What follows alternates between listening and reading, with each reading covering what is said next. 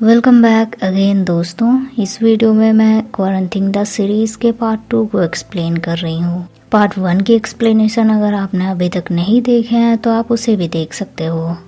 तो पिछले पार्ट में हमने देखा था कि रॉकी जूडिथ को एक्सेप्ट नहीं करता है। इस वजह से जूडिथ बहुत डिप्रेस हो जाता है और बहुत रोता है। रॉकी से उसकी हालत देखी नहीं जाती है और वो उसे किस करता है। फिर दोनों रात साथ बिताते हैं। अगली सुबह जूडिथ जागता है। वो खुश था कि फाइनली रॉकी ने उसे एक्सेप्ट कर लिया, लेकिन उसकी खुशी बस कुछ ही देर की थी। रॉकी भी खुश था, उसे अच्छा महसूस हो रहा था। सुबह सुबह उसकी बहन उसे कॉल करती है और अपने बारे में बताती है कि उसे अपने क्लास की एक लड़की पर क्रश है और उसने इस बारे में पापा को भी बताया है और इससे ओके है वो। फिर वो रॉकी के बारे में पूछती है कि उनकी लाइफ में कोई है। रॉकी उसे जूडिथ के बारे में नहीं बताता। वो कहता है मैं अकेला हूँ, मेरी लाइफ में कोई भी नहीं है। जूडिथ को ये सुनकर बुरा लगता है। फिर भी वो रॉकी के लिए ब्रेकफास्ट बनाता है और स्माइली फेस बनाकर उसे सर्व करता है। लेकिन रॉकी का बिहेवियर कुछ अजीब था। वो जूडिथ से सीधे मुंह बात नहीं करता। कल रात के बारे में तो वो सुनने को तैयार ही नहीं था। शायद अभी भी वो सच को एक्सेप्ट नहीं कर पा रहा था। रॉकी काम ढूंढने के लिए बाहर जाने वाला था, इसीलिए जूडिथ उसे कुछ स्नैक्स पैक कर देता है। उसे पूछता है कि कल रात हम साथ थे और आज सुबह तुम अजीब क्यों बिहेव कर रहे हो। इस बात पर रॉकी काफी नाराज हो जाता है। जूडिथ को डांट लगाता है कि वो उसकी तरह नहीं है, एक अमीर बिगड़ा हुआ लड़का नहीं है वो। जूडिथ को उसकी बातों का बुरा लगता है। वो अपने बेस्ट फ्रेंड को सारी बातें कॉल करके बता देता है। दोस्त उसे बोलता है आई थिंक तुम बहुत ज्यादा चिपकू हो रहे हो। रॉकी के लिए ये सब नया नया है तो तुम्हें समझना चाहिए।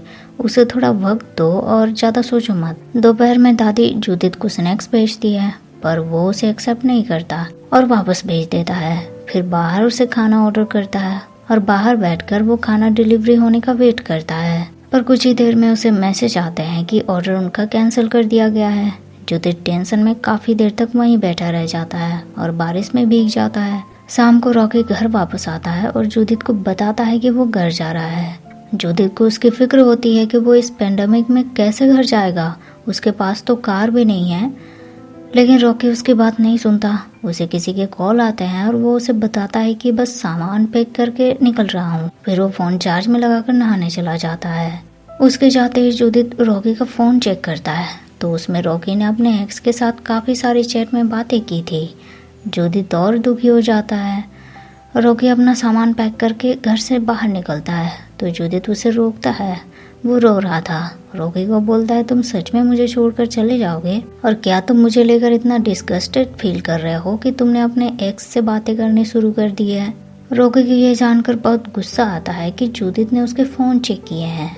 वो गुस्से में जूडिथ को डांट लगाता है और बाहर निकल जाता है। जूडिथ को अब अपनी दादी की बात सही लग रही थी। वो उन्हें मैसेज करता है कि मैं आपको मिस कर रहा हूँ। बारिश में भीगने की वजह से साथ ही डिप्रेशन की वजह से ही जूडिथ की तबीयत खराब हो जाती है। वो बेहोश हो जाता है। जब उसकी आँख खुलती है तो सामने वो रॉकी को देखता है। उसने जूडिथ को संभाला हुआ था, उसकी बॉडी साफ कर दी और मसाज भी कर दिया। सुबह जूडिथ जागता है। रॉकी को देखकर उसे खुशी हुई। रॉकी ने बताया उसे कि कल घर जाने के लिए एक्स ने मुझे हेल्प ऑफर करी क्योंकि उसे शॉर्टकट्स पता थे, इसीलिए मैंने हाँ कहा और कोई रीजन नहीं था।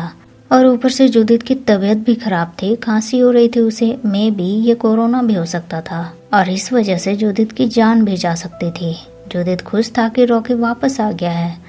उसे रॉकी बिल्कुल बदला हुआ लग रहा था और उससे अच्छे से बात कर रहा था। जूडिथ अपने बेस्ट फ्रेंड को कॉल करके सब बातें बताता है, लेकिन बेस्ट फ्रेंड उसे बातों की गहराई को समझने के लिए कहता है कि अभी जरूर रॉकी को उसकी जरूरत है, इसीलिए वो वापस आया होगा। जूडिथ को उसकी बातें भी सही लगती है क्योंकि रॉकी ने उसे दिखाया था एक कंपनी ने रॉकी को पे किए थे और अब और फोटोज चाहिए थे उन्हें रॉकी के, और इसमें जूडिथ उसकी हेल्प कर सकता है। उसने रॉकी की हेल्प करी। रॉकी उसे बताता है कि कल रात उसे दादी ने कॉल किया था। वो बस जूडिथ का ख्याल रखने के लिए कह रही थी। रॉकी की बातें सुनकर जूडिथ को लगने लगता है कि रॉकी बस दादी के कहने पर ही वापस आया है, वो खुद से नहीं आया है। जूडिथ और कोई होप रखे बिना रॉकी को सॉरी बोलता है कि उसकी वजह से रॉकी को अजीब फील होना पड़ा, पर अब ऐसा नहीं होगा। वो दोनों बस अच्छे रूममेट्स की तरह रहेंगे ताकि कोई इमोशन सब इंक्लूड ही नहीं होगा। फिर जूडिथ अपने रूम से रॉकी का सारा सामान उसके रूम में शिफ्ट करवा देता है। अपने आईडी से उसके सारे फोटोज भी डिलीट कर देता है और ग्लेन को मैसेज करता है। ग्लेन तुरंत रिप्लाई करता है। जूडिथ उससे माफ़ी मांगता है और उसका पार्टनर बनने के लिए रेडी हो जाता है। दादी ने रॉकी को कुछ पैसे और स्नैक्स भेजे थे। रॉकी उन पैसों से जूडिथ के लिए खाने की चीज लेकर आया और अब बस ज्यादा देरी ना करते हुए वो रीस्टार्ट करने की सोचने लगता है, लेकिन उसने देर कर दी थी। जूडिथ से मिलने पहले ही ग्लेन आ चुका था और दोनों काफी खुश थे एक दूसरे के साथ। ग्लेन जूडिथ के लिए सलाद बनाकर ले आया था और दोनों उसे ही खाते हैं। रॉकी जो भी फास्ट फूड उसके लिए लेकर आया था, जूडिथ उसे देखता भी नहीं। जूडिथ को दादी का कॉल आता है और ग्लेन को वो रॉकी समझ बैठती है। ग्लेन ने भी इनकार नहीं किया। वो खुश था कि दादी उसे अच्छे से ट्रीट कर रही है। पर रॉकी वहाँ पहुँच जाता है। वहाँ उसने दादी को बताया कि मैं हूँ वो जिसे आपने जूडिथ का ख्याल रखने के लिए बोला था। दादी को हैरानी होती है कि दो लड़के। ग्लेन तुरंत अपनी तारीफ करनी शुरू कर देता है कि उसने जूडिथ के लिए टेस्ट किट पहले ही ऑर्डर कर दिए हैं, दवाई सब भी अरेंज कर दिया है और जल्दी वो ठीक हो जाएगा। दादी इमोशनल हो जाती हैं। वो जूडिथ से माफ़ी मांगती है। पहले वो जूडिथ की सेक्सुअलिटी को लेकर इसीलिए टेंस थी क्योंकि वो अपनी लाइफ में कोई दूसरा गे पर्सन नहीं चाहती थी। जूडिथ के दादाजी एक गे थे। उन्होंने दादी से ब्रेकअप कर लिया था और अकेले ही पेरिस में रहने चले गए। वहाँ उनके अपार्टमेंट की बालकनी से गे बार दिखता था, पर वहाँ जाने की उन्होंने कभी हिम्मत नहीं करी। और फिर एक दिन वो अकेले उस अपार्टमेंट में मरे पड़े मिले। इसीलिए वो घबराती थी कि उनके जैसे पर्सन को कभी कोई प्यार नहीं करता। इसीलिए वो जूडिथ को भी बदलना चाहती थी। दादी इस बात की माफ़ी जूडिथ की माँ से भी मांगती है, लेकिन रॉकी को ग्लेन और जूडिथ का साथ बिल्कुल पसंद नहीं आ रहा था। वो जूडिथ से इस बारे में बात करता है कि उसे भगाओ यहाँ से, मुझे वो पसंद नहीं। पर जूडिथ उसे बोलता है, मैं हमेशा से वेट कर रहा था कि दादी मुझे फुल्ली एक्सेप्ट करे और अब उन्होंने मुझे एक्सेप्ट कर लिया है और उन्हें कोई प्रॉब्लम नहीं है कि मैं किसे पसंद करूं। और ठीक है, मैं उसे भगा दूंगा, पर क्या तुम मुझे वो प्यार दे पाओगे जो मुझे चाहिए? रॉकी शांत था और जूडिथ को जवाब मिल गया। जूडिथ पूरी तरह से ग्लेन के साथ बिजी हो जाता है और रॉकी अकेला ही अपनी फोटोग्राफी करता है। जूडिथ बस कैमरा सेट करके चला जाता है। रॉकी काफ़ी परेशान हो जाता है इस वजह से। रात में उसे पापा के कॉल आते हैं। वो भी रॉकी के फेस की परेशानी समझ जाते हैं। रॉकी को कुछ समझ नहीं आ रहा था क्या करे, इसीलिए वो जूडिथ के बेस्ट फ्रेंड को कॉल करता है। उससे ग्लेन के बारे में पूछता है कि वो कैसा लड़का है। दोस्त बताता है अच्छा है, पर वो बेस्ट नहीं है। पर अब जूडिथ के पास कोई चॉइस भी तो नहीं है, लेकिन मैं उसके लिए बेस्ट चाहता हूँ, तो तुम सोचो कि उसके लिए बेस्ट हो। अगर हो तो यहाँ क्यों बैठे हो, कुछ करो। रॉकी को खौफ मिल जाता है और वो डायरेक्ट जूडिथ के रूम की तरफ चल जाता है। जूडिथ और ग्लेन एक साथ सोए थे। ग्लेन का प्लान कुछ और ही था और लगभग वो रेडी थे इसके लिए, पर रॉकी ने सारे काम बिगाड़ दिए। वहाँ अगर ग्लेन को बता देता है कि उन दोनों के बीच पहले ही सब कुछ हो चुका है। ग्लेन बहुत गुस्सा हो जाता है, इसीलिए जूडिथ तभी से उसे मना कर रहा था। वो गुस्सा होकर बाहर निकल जाता है। जूडिथ को बोलता है, मेरा घर का पता जानते हो ना तुम, अगर तुम्हें मुझे रोकना है तो आ जाना। जूडिथ भी बहुत नाराज हो जाता है, अपना सामान पैक करने लगता है ताकि ग्लेन के घर जा सके। रॉकी उसे रोकता है, उसे रीजन बताता है कि ग्लेन अच्छा लड़का नहीं है। जब तुमने उसे मना किया तब वो किसी और को ढूंढ रहा था, और जब दादी उसे मुझे समझ रही थी तब भी उसने मना नहीं किया, तो वो सही कैसे हो सकता है? वो धोखेबाज है। जूडिथ उसे बोलता है, ग्लेन को मैं चूज ना करूं इसके इतने रीजन दिए तुमने, पर मैं तुम्हें क्यों चुनूं, इसका रीजन बताओ।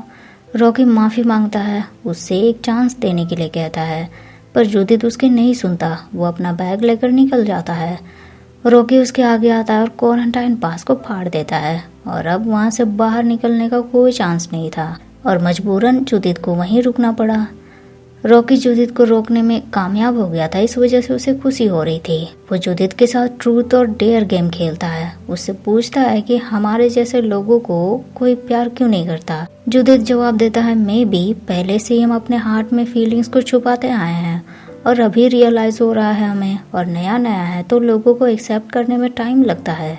रॉकी बोलने लगता है, हाँ जैसे कि मेरी माँ हमेशा मुझसे कहती थी कि तुम जो हो मैं गेस कर सकती हूँ, तो अपने ट्रू सेल्फ को पहचानो, क्योंकि उन्होंने मेरी एक्स के साथ मेरे टेक्स्ट देख लिए थे। मैं डिप्रेस था, इस दुनिया से डिसअपियर होना चाहता था। ये लाइक कि मेरे सुसाइड नोट की तरह था। मेरे एक्स ने भी इसे देखा, मुझसे डायरेक्ट बात की, पर मैं गुस्सा हो गया क्योंकि ये एक्सेप्ट नहीं कर सकता था मैं। जूडिथ अब रॉकी को ट्रूथ और डेयर चूज करने को बोलता है।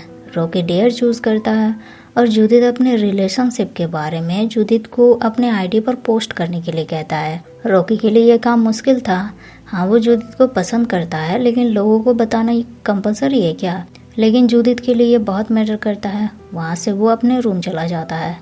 रॉकी भी अपना रूम वापस आता है। जीसस से प्रे करता है कि क्यों वो उस पर्सन के लिए फाइट नहीं कर पा रहा जो उसके ट्रू सेल्फ से प्यार करता है। फिर वो जूडिथ को मैसेज करता है कि तुमने मुझ में ऐसा क्या देखा कि मुझे पसंद करने लगे। जूडिथ का रिप्लाई आता है वो बस रॉकी से प्यार करता है और हमेशा ऐसे ही रहना चाहता है। रॉकी तुरंत जूडिथ के रूम में आ जाता है, फिर ट्रूथ और डेयर गेम शुरू कर देता है। जूडिथ उसे बोलता है तुम्हें जो मन कर रहा है कुछ चूज करो। रॉकी डेयर चूज करता है और उससे कहता है अभी जो भी होगा तुम कुछ रिएक्ट नहीं करोगे, ना हिलोगे और ना ही कुछ बोलोगे। फिर जूडिथ को हक करके रोने लगता है। वो जूडिथ को किस करने के लिए आगे बढ़ता है, पर जूडिथ मना कर देता है। उसे बस हक करके सोने के लिए बोलता है, क्योंकि फिजिकल रिलेशनशिप हमेशा रिलेशन को एंड कर देते हैं। अगली सुबह रॉकी अपने डैड को कॉल करता है। जूडिथ को उनसे मिलवाता है और अपने रिलेशनशिप के बारे में उन्हें बता देता है। डैड खुश थे उसके लिए। वो कहते हैं कि तुम्हारी माँ आज बहुत खुश होगी। इसके बाद रॉकी जूडिथ के लिए ब्रेकफास्ट बना देता है, लेकिन आज जूडिथ जाने वाला था। जूडिथ उसे बताता है कि दादी किसी को कार लेकर भेज रही हैं। रॉकी ये सुनते ही बहुत खुश हो जाता है। उसे लगा था जूडिथ उस ग्लेन के घर जाने वाला है, पर उसने ग्लेन को चूज नहीं किया। इट मीन्स वो अभी भी जूडिथ के लिए फाइट कर सकता है। कुछ ही देर में जूडिथ की कार पहुंच जाती है। रॉकी उसे बाहर छोड़ने आता है, उसे हग करता है, बोलता है जूडिथ मैं तुम्हारा वेट करूंगा, प्लीज वापस आना तुम, हम फिर नई शुरुआत करेंगे। जूडिथ भी अपनी नम आंखों के साथ कार में बैठ जाता है। रॉकी उसे छोड़कर रूम वापस आता है और जूडिथ के साथ बिताए पल को याद करता है। तभी बाहर से उसे जूडिथ की आवाज आती है। जूडिथ उससे कहता है तो रॉकी चलोगे मेरे साथ मेरे घर? रॉकी ये सुनकर बहुत ही ज्यादा खुश हो जाता है। तुरंत तैयार होकर वो जूडिथ के साथ कार में बैठ जाता है और दोनों निकल जाते हैं दादी के घर की तरफ। रॉकी काफी खुश था। वो जूडिथ का हाथ थाम लेता है और उसे आई लाइक यू बोलता है। जूडिथ उसे लव यू टू बोलता है और फिर एक स्वीट सी किस के साथ इस सीरीज की हैप्पी वाली एंडिंग हो जाती है। तो ये थी गाइस क्वारंटाइन सीरीज की एक्सप्लेनेशन। वीडियो आपको कैसे लगी कमेंट करके ज़रूर बताइएगा। पसंद आया हो तो लाइक शेयर भी कर दीजिएगा। मिलते हैं फिर नेक्स्ट वीडियो में, तब तक के लिए thank you so much guys for watching the video.